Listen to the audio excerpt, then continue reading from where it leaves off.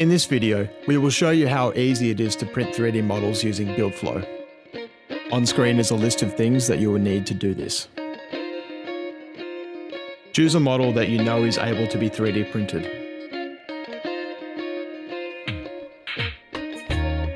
Select an available printer from the printer list. Select the type of material that's loaded into the printer. If you aren't sure what it is, check the box that it came in. Choose the most appropriate model preset for your design. If your model needs support material, choose a preset that includes supports. Make sure that there is nothing on the print bed and that there is filament loaded into the printer. Lastly, click Print.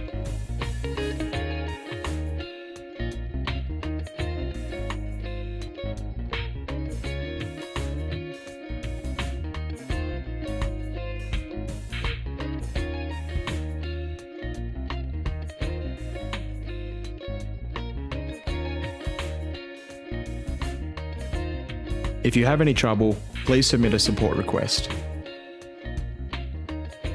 Thank you for watching.